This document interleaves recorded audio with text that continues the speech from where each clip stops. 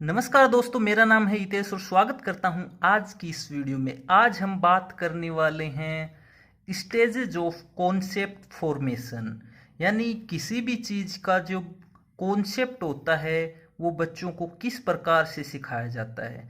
दोस्तों, आपको भी पता है कि जो हमारे स्पेशल बच्चे होते हैं इनका आईक्यू नॉर्मल से कम होता है, यानी कि कोई भी जो कॉन्सेप्ट है यानी किसी भी चीज़ को सिखाने के लिए कुछ स्टेजेज होते हैं जिनका हमें पालन करना पड़ता है, ताकि बच्चों को कोई भी जो नई चीज़ है उसको हम आसानी से सिखा सकते हैं।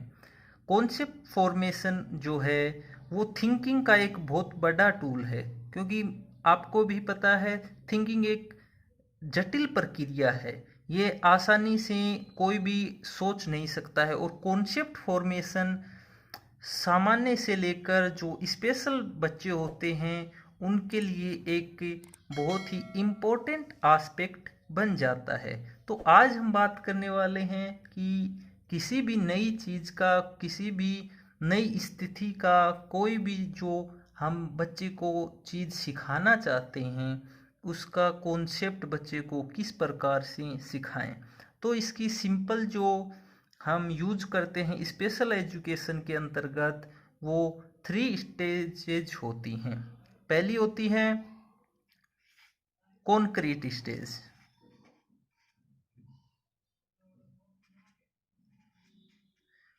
कॉन्क्रीट से तात्पर्य होता है मूर्त, जिसे हम अपनी आँखों से देख सकते हैं, छू सकते हैं और पकड़कर अनुभव कर सकते हैं। जैसे मान लीजिए हमारे हमें बच्चे को सिखाना है एप्पल क्या होता है। मान लीजिए हमें सिखाना है बच्चे को एप्पल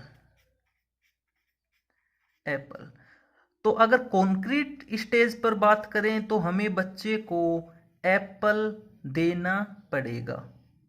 हमें बच्चे को जो रियल एप्पल है वो बच्चे को देना पड़ेगा, जिससे बच्चा उसको देखेगा, बच्चा उसको हाथ में लेकर महसूस करेगा, छुएगा। तब बच्चे को हम उसको बताएंगे कि ये एप्पल है, इसका कलर रेड है, इसकी जो बनावट है, वजन है, इसका जो स्ट्रक्चर है, इन सब चीज़ों को बच्चा अपनी आँखों से, हाथों से छूकर, और उसको हम जो बताएंगे बच्चे को उन सब चीज़ों से उसके बारे में कॉन्सेप्ट का निर्माण करेगा। तो सबसे पहले जो स्टेज होती है ये स्पेसिफिक जो मेंटली रिटार्डेड बच्चे होते हैं उनके साथ हम यूज करते हैं। जो कॉन्क्रीट स्टेज है इसमें सिंपली हम यही देखते हैं कि बच्चा कोई भी चीज़ है उसको मूर्त रूप में समझे, यानी कि रियल वस्तु से समझे। मान लीजिए हम एग्जाम्पल एक और देखते हैं कि मान लीजिए एप्पल को ही सिखाते हैं, उसके बाद हम कोई भी नई चीज़, जैसे जिसके बारे में बच्चा थिंकिंग ना कर पाए, जैसे रेड रेड रेड एक ऐसा वर्ड है जिसको हम बच्चे को छूने को नहीं दे सकते या बच्चे को महसूस नहीं करवा सकते हैं, क्योंकि एक रेड कलर है। हम बच्चे को किसी भी वस्तु के ऊपर इसको दिखा सकते हैं। जैसे हमने एग्जाम्पल लिया था एप्पल का, तो एप्पल के ऊपर हम इसको बता सकते हैं कि एप्पल का कलर रेड है, यानी बच्चे के का जो कॉग्निशन है हम इसके एप्पल के साथ रिलेट करके बढ़ा सकते हैं कि एप्पल का कलर रेड है। अगर हम बच्चे को समझाना चाहें कि रेड कलर होता है, उसको हम कोई भी कॉन्क्रीट ऑब्जेक्ट नहीं दिखाते हैं, तो बच्चा उस चीज़ का कॉन्सेप्ट बिल्ड नहीं कर पाएगा कि रेड कलर होता है, क्या होता है, किस प्रकार से होता है।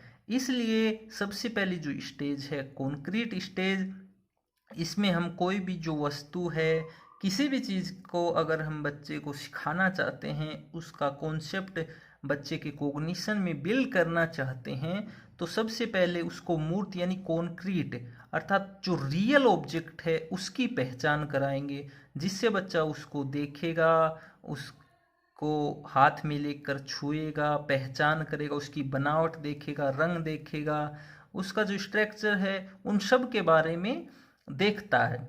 और जो डेली लाइफ में बच्चे को उस जो चीज़ सिखाना चाहेंगे उनसे डेली लाइफ में हम बच्चे को रूबरू कराएंगे, ताकि बच्चा उसके बारे में अधिक से अधिक सीख सके। अब बात करते हैं जो सेकंड स्टेज आती है। हमने बच्चे को कॉन्क्रीट रूप से सिखा दिया है।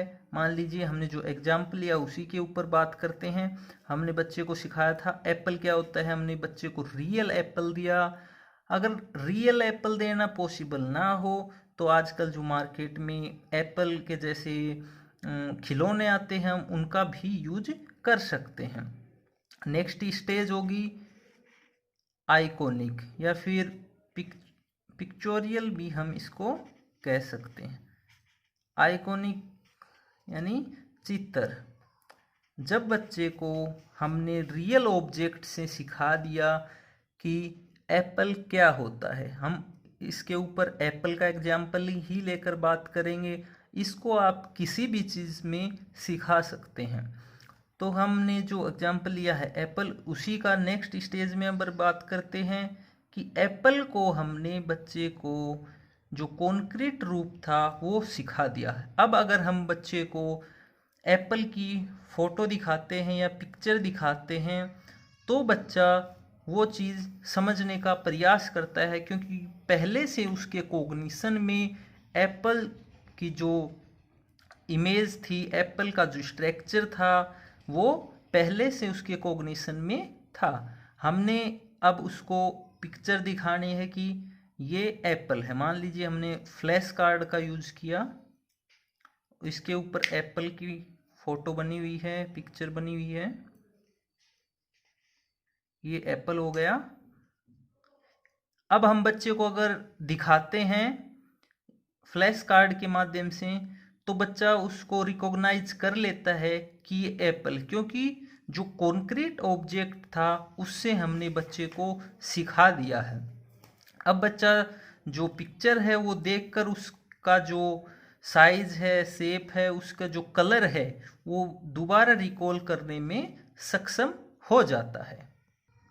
नेक्स्ट स्टेज की बात करते हैं तो नेक्स्ट स्टेज है फ्रेंड्स सिंबॉलिक। जब बच्चे को हम पिक्चर्स के ऊपर कोई भी कॉन्सेप्ट सिखा देते हैं तब नेक्स्ट स्टेज आती है सिंबॉलिक।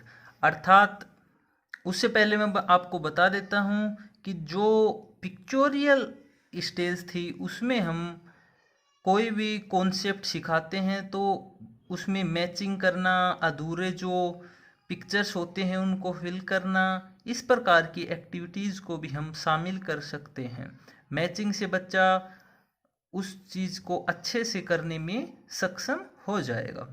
नेक्स्ट स्टेज आती है दोस्तों सिंबॉलिक। सिंबॉलिक में होता ये है कि जो हमने कॉन्क्रीट और पिक्चोरियल स्टेज पे बच्चों को सिखाया था, अब उस चीज़ का हम सिर्फ बच्चे को नाम लेते हैं। जैसे हमने बोला बच्चे को एप्पल, तो जो बच्चा है वो एप्पल का सिर्फ नाम लेने से ही उसकी जो विशेषताएं थी, उसका जो स्ट्रक्चर था, कलर था, वो सब रिकॉल करने में उसको आसानी होती है, उनको रिकॉल कर सकता है। जब बच्चा उन दोनों स्टेजेस में इंडिपेंडेंट हो जाता है तब हम सिंबॉलिक स्टेज का प्रयोग करते हैं, जहाँ जो बच्चा है वो सिर्फ नाम सुनकर ही उस चीज़ के बारे में रिकॉल कर लेता है और उसका जो कलर है, उसका स्ट्रक्चर है, वो कैसा होता है, इन सब चीज़ों को अपने माइंड में याद करने में सक्षम हो जाता है। तो जो सिंबॉलिक स्टेज है वो किसी भी चीज़ को सीखने में या कॉन्सेप्ट का निर्माण करने की जो लास्ट स्टेज है वो है सिंबॉलिक। और अगर हम बात करें एक बार फिर से कि क्या क्या जो स्टेज होती हैं, तो सबसे पहली स्टेज थी कॉन्क्रीट, सेकंड थी आइकॉनिक यानी पिक्चोरियल, एंड जो लास्ट थी वो थी सिंबॉलिक स्टेज।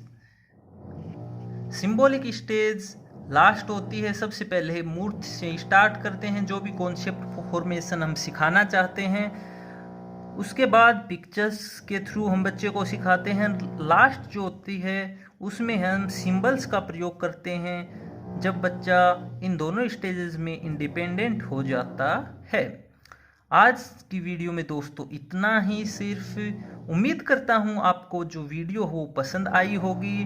अगर आप किसी ऐसे को जानते हैं जिसको इन चीज़ों की आवश्यकता है तो उसके साथ शेयर अवश्य करें। वीडियो पसंद आई तो दोस्तों लाइक शेयर सब्सक्राइब कर सकते हैं। अगली वीडियो तक दोस्तों खुश रहिए, मुस्कुराते रहिए। जय हिंद, टेक केयर, बाय बाय।